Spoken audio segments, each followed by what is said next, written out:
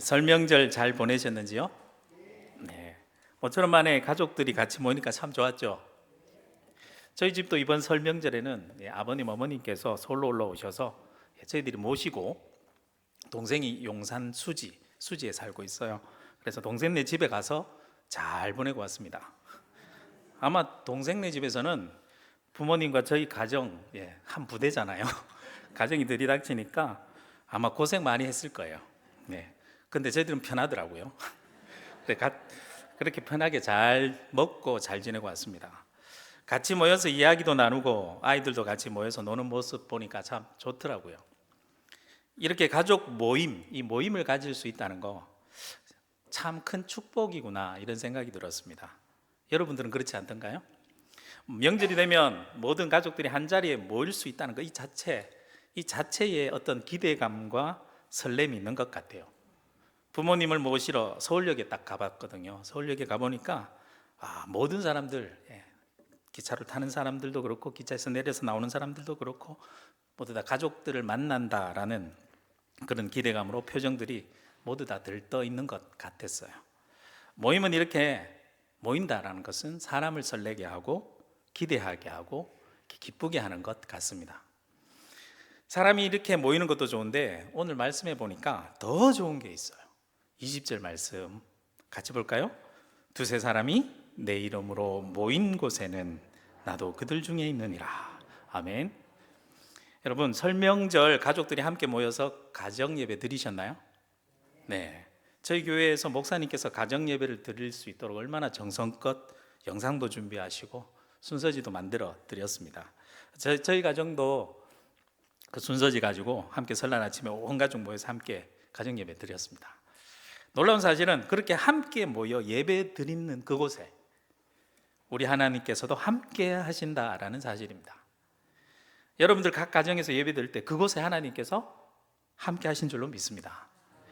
그러니 설 명절 가정 예배 얼마나 소중하고 귀중한 축복된 모임입니까? 이렇게 축복된 모임들이 또 어디 있을까요? 바로 여기가 또 그러한 모임인 줄로 믿습니다. 오늘 우리가 함께 모여서 예배드리는 이곳에 우리 하나님께서 함께 지금 계시는 줄로 믿습니다. 우리가 주의 이름으로 모이는 모든 모임 가운데 우리 하나님께서 그곳에 계신다라고 약속해 주셨습니다. 아멘. 그렇다면 우리가 하나님을 만나기 위해서 우리가 힘써 해야 할 일은 무엇일까요? 네, 주의 이름으로 모이기를 힘쓰면 하나님을 만날 수 있는 겁니다. 그래서 히브리서 10장 25절 말씀에 보면 이렇게 말씀하죠. 모이기를 피하는 어떤 사람들의 습관과 같이 하지 말고 오직 권하여 그날이 가까움을 볼수록 더욱 그리하자. 한마디로 잘 모이자 이런 말씀이죠. 그러니 2024년도 새해에는 우리 모두 주의 이름으로 모이기를 힘쓰는 여러분들이 되시길 주님의 이름으로 축복합니다. 아멘.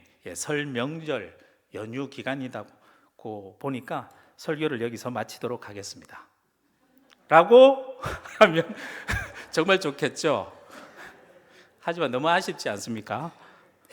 전 너무 아쉽더라고요. 어제 가족끼리 모처럼 모였다가 설명절 토요일이라 주일 준비도 해야 되고 집으로 돌아오려니까 너무 아쉽더라고요. 게다가 주일 오후 예배도 있죠. 그것도 주일 오후 예배 설교가 제 차례죠. 준비도 해야 되죠. 너무너무 아쉽지만 어쩔 수 없이 집으로 어제 돌아와서 설교 준비도 했으니까 너무 아쉬워서 저도 여기서 도저히 설교를 마칠 수가 없습니다. 그래서 몇 가지만 더 말씀드리려고 합니다. 다시 20절 말씀 다시 보실까요? 주의 깊게 읽어보세요. 20절 말씀 다시 보시면 두세 사람이 내 이름으로 모인 곳에는 나도 그들 중에 있느니라. 모임이 되기 위해서는 반드시 나 혼자가 아니에요. 두세 사람이 함께 모여야 합니다. 나 혼자만으로 절대 모임이 되지 않습니다. 나 혼자가 아니라 두세 사람이 모이기는 한데 주의 이름으로 모여야 됩니다. 바로 그 모임에 하나님께서 이렇게 약속하셨죠. 나도 그들 중에 있겠다라고 약속하셨습니다. 먼저 두세 사람이 모임이 있어야 합니다. 그래야 그 모임 중에 하나님이 함께 하신다고 하셨는데요, 하나님께서 함께 하시는 모임은 나 혼자만 하는 모임이 아니라 반드시 두세 사람이 함께하는 공동체 모임이어야 된다라는 것이죠. 오늘 바로 이 부분을 제가 집중적으로 살펴보려고 하는 것입니다. 오늘 본문 20절만 딱 떼놓고 보면 많은 부분을 놓쳐버려요. 이 본문이 있는 앞뒤 맥락과 이 본문이 위치하고 있는 18장, 마태복음 18장 전체적인 맥락 속에서 살펴봐야 됩니다. 오늘 본문의 앞 마태복음 17장에는 어떤 사건이 있냐면, 예수님께서 제자들 중에 베드로, 야고보, 요한만 따로 딱 데리고 변화산상에 오르십니다. 그런 장면이 나옵니다. 그러자 나머지 제자들은 어떻게 됐나요? 남겨졌잖아요. 그러니까 자신들의 위치가 불안했던지, 불안한 마음이 들었던 것일까? 예수님께서 내려오셔서 자신이 앞으로 당할 순환과 죽음에 대해서 말씀하시는데도 그 말씀에는 관심도 없고요. 오로지 제자들은 18장 1절 말씀에 보면 제자들의 모임 안에서 예수님께 묻는다는 질문이 이겁니다. 누가 큽니까? 우리 중에 누가 큽니까? 라는 질문입니다. 그러자 예수님께서 얼마나 답답하셨겠어요. 한 아이를 가운데 세우시면서 제자들을 보여주면서 이런 말씀을 하는 말씀이 오늘 말씀이 이어지는 맥락입니다. 믿는 사람들의 모임, 즉 믿음의 모임, 공동체는 어떠한 모임이 되어야 하는지에 대한 말씀이 이어지는데 그 중에 오늘 말씀이 나온다는 것입니다. 18장 전체적인 내용을 개략적으로 살펴보면 이래요. 1절에서 4절까지는 믿는 사람들의 모임은 교만하지 말고 겸손해야 된다라는 말로 나가고요. 6절에서 10절 말씀에 보면 모임 안에 약한 자들 있죠. 실족하는 자가 없어야 되고 실족하지 않게 해야 된다라는 말씀이 나옵니다. 그리고 12절에서 14절 말씀까지 보면 그렇게 모임 안에 약한 자들 그냥 버려두지 말고 반드시 찾아야 된다. 그래서 잃어버린 양의 비유가 거기서 나와요. 그리고 15절에서 20절 말씀에 보면 모임 안에 만약 잘못한 사람이 생기게 되면 그를 사랑으로 권고하고 반복해서 권징해야 된다라는 내용입니다. 그리고 21절과 끝절까지 35절까지 말씀은 그렇게 했을 때 만약 회개하면 반드시 용서하는 모임이 되어야 된다. 이러한 맥락 속에 있습니다. 이런 내용의 흐름 속에서 오늘 본문 말씀이 있는데 그 중에서 특히 15절부터 나오는 말씀에 해당하는 부분인 우리 모임 중에 혹시 잘못한 사람이 생겼을 때 우리의 모임은 어떻게 해야 하는지에 대한 말씀의 맥락 속에서 이 말씀이 나온다는 점을 주목해 봐야 됩니다. 그래서 첫 번째 오늘 말씀드릴 첫 번째는요, 하나님이 함께 하시는 모임이 어떤 모임이어야 되는지 말씀의 첫 번째 내용이 바로 형제를 얻는 모임이 되어야 된다는 것입니다. 인간의 모임이란 것은 항상 완벽하진 않죠. 반드시 문제가 발생합니다. 누군가 잘못하는 경우가 당연히 생기게 되어 있습니다. 그래서 모임에 문제가 생겼을 경우 어떻게 해야 하는지 오늘 읽은 본문 말씀 바로 앞 부분인 15절과 17절 내용 말씀을 읽어보면 이렇습니다. 내 형제가 죄를 범하거든 가서 너와 그 사람과만 상대하여 권고하라. 만일 들으면 내가 내 형제를 얻을 것이요 만일 듣지 않거든 한두 사람을 데리고 가서 두세 증인의 입으로 말마다 확증하게 하라. 만일 그들의 말도 듣지 않거든 교회의 말하고 교회의 말도 듣지 않거든 이방인과 세리와 같이 여겨라. 몇 단계를 거치죠. 몇 가지 단계를 거치는데 3단계나 됩니다. 1단계는 먼저 그 사람과 문제가 된 사람과 조용히 상대하여 권고를 해라 라고 합니다. 그래도 안 되면 2단계로 올라갑니다. 어떻게 해요? 한두 사람을 더 데리고 가서 두세 사람의 증언으로 또 권고합니다. 그래도 안 되면 마지막 3단계로 갑니다. 어떻게 하죠? 어디에 얘기하라고요? 교회에 말해라. 그렇게 했는데도 안 되면 이방인과 세리와 같이 여기라. 이 말은 사실 교회의 권징에서 단계에 보면 가장 마지막 단계인 출교, 교회에서 나가라. 출교를 말하는 것인데요. 말 한마디로 교회 모임에 나가라는 거죠. 그런데 잘 생각해 보십시오. 왜 이렇게 세 단계씩이나 그 단계를 계속 밟아 나가도록 할까요? 그 모임 중에 문제가 있는 그 사람을 최종적으로는 버리려는 목적일까요? 아니죠. 15절 뒷부분에 보면 알 수 있듯이 그러한 모든 단계를 거쳐서 그 형제를 징계하고 결국은 그 모임에서 내치려는 목적이 아니라 권고하는 이유가 뭐라고요? 15절 뒷부분에 나오듯이 만일 들으면 내가 내 형제를 얻을 것이요, 얻기 위한 목적으로 단계를 한 번 기회 주고 두 번 기회 주고 그렇게 하는 겁니다. 왜 그렇게 할까요? 그 모임이 하나님이 함께 하시는 모임이 되게 하기 위해서 그렇습니다. 그러한 모임이 되기 위해서는 그러한 형제가 필요하기 때문에 그렇습니다. 제일 마지막 단계도 사실은 그를 아예 내치고 출교하라는 것은 교회 나가 하고 관계 딱 단절하는 게 아닙니다. 구약시대 때 보면 부정한 사람은 어떻게 하죠? 진중에서 나가죠. 그럼 다시 진중으로 못 들어옵니까? 다시 정케되면 진안으로 들어오잖아요. 원래 목적은 내치고 관계를 끌어내는 것이 아니라 오히려 그 모임에 다시 포용하려는 의도가 더 짙습니다. 18절 말씀을 보면 그 의도가 분명하게 드러나는데요. 18절 말씀 다시 또 같이 읽어보실까요? 읽어보겠습니다. 진실로 너희에게 이르노니 무엇이든지 너희가 땅에서 매면 하늘에서도 매일 것이요 무엇이든지 땅에서도 풀면 하늘에서도 풀리리라. 예수님께서 진실로 말한다라고 말씀하시면서 어떻게 하라고 합니까? 땅에서도 매면 하늘에서도 매이고 땅에서 풀면 하늘에서도 풀린다. 자, 지금 당장 그 사람이 자신의 잘못을 깨닫지 못하고 3단계에 걸쳐서 권고를 해봐도 듣지 않는다 하더라도 그 사람을 향하여 내 마음까지 굳게 탁 닫아 걸고 그냥 꽁꽁 메어버리면 안 된다라는 거죠. 내가 이 땅에서 어떤 문제든지 내가 메어버리면 어디에도 메인다고요? 하늘에서도 메이는 것입니다. 그런데 어떤 문제든지 내가 땅에서 풀어버리면 하늘에서도 풀린다라고 말씀하셨습니다. 자, 이 말씀은 매라는 말씀입니까? 풀라는 말씀입니까? 풀라는 말씀이죠. 내가 땅에서 풀면 하늘에서도 푸는 능력을 우리에게 주시겠다는 놀라운 말씀이에요. 우리의 모임 가운데 혹시 문제가 있습니까?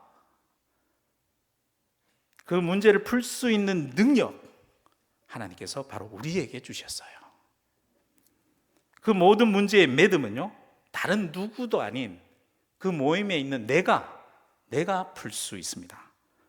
우리의 모임이 잘 풀리고 하나님이 함께 하시는 모임이 되게 하기 위해서는 다른 누구도 아닌 내가 먼저 풀어야 될 줄로 믿습니다.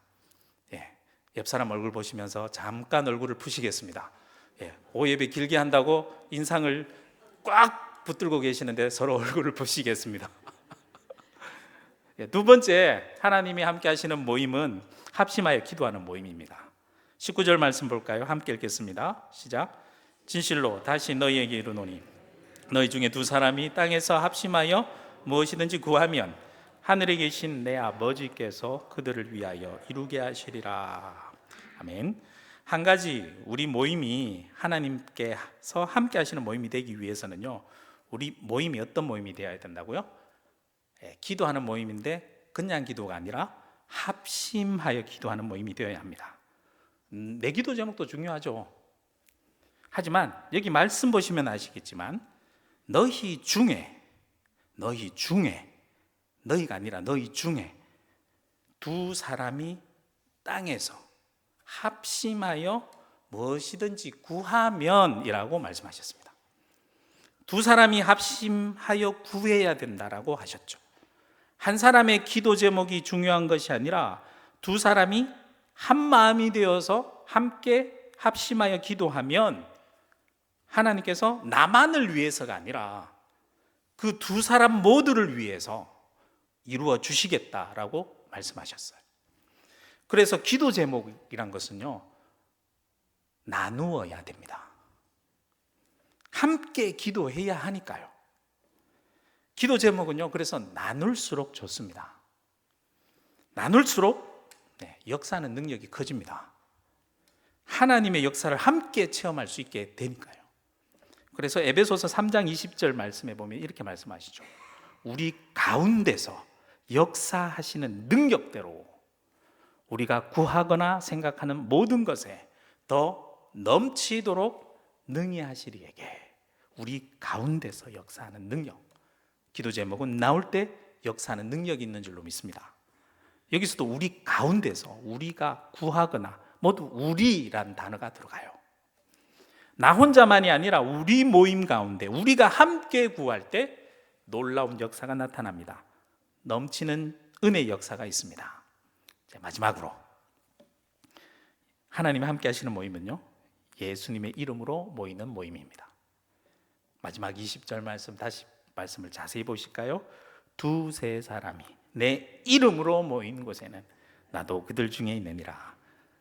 교회는요, 건물이 아니에요. 교회는 모임입니다.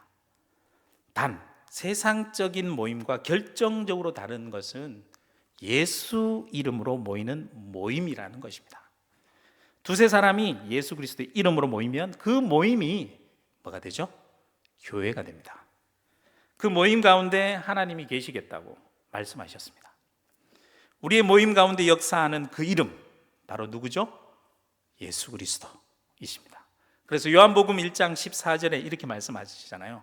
말씀이 육신이 되어 우리 가운데, 나 안에가 아니라 우리 가운데 거하심에 우리가 그의 영광을 보니 아버지의 독생자의 영광이요 은혜와 진리가 충만하더라. 아멘. 우리의 모임 가운데 예수 그리스도께서 이미 계십니다. 그래서 우리의 모임 중에 하나님의 영광이 가득한 줄로 믿습니다. 그 영광을 이 순간 보실 수 있기를 소망합니다. 그리고 우리의 모임은 그로 말미암아 은혜가 충만한 모임인 줄로 믿습니다. 진리가 충만한 모임인 줄 믿습니다. 그래서 우리가 함께 모일수록 더 큰 은혜를 체험하게 될 것이고 진리 가운데 우리가 굳게 설 수 있을 줄로 믿습니다. 자, 2023년 우리의 모임, 모든 모임들이 은혜와 진리가 충만한 모임 되기를 소망합니다. 그러한 모임들이 되기 위해선 나 혼자서는 안 되겠죠? 나 혼자만 잘 모여서는 안 되겠죠? 그래서 당신이 필요합니다. 옆 사람 보실까요? 당신이 필요합니다. 한번 해볼까요? 당신이 필요합니다. 당신이 필요합니다. 함께 모입시다. 우리가 함께 모일수록 우리의 모임 가운데 놀라운 은혜의 역사가 일어날 줄로 믿습니다. 그래서인지 모이기에 힘쓰라는 히브리서 조금 전에 읽었던 10장 25절 말씀 바로 앞에는 어떤 말씀이 있는 줄 아세요? 이런 말씀이 있습니다. 서로 돌아보아 사랑과 선행을 격려하며. 우리의 모임이 하나님이 함께 계시는 모임이 되기 위해서는 당신이 필요합니다. 그래서 세 가지 서로 격려하면 좋겠는데요. 저를 따라서 한 번 더 옆 사람을 보면서, 좌우를 보면서 이렇게 말씀해 봅시다. 서로 돌아봅시다. 서로 사랑합시다.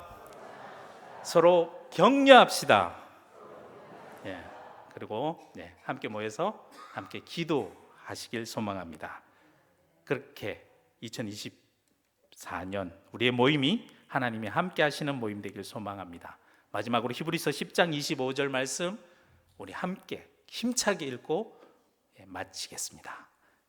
함께 읽겠습니다. 모이기를 패하는 어떤 사람들의 습관과 같이 하지 말고 오직 권하여 그날이 가까움을 볼수록 더욱 그리하자. 아멘.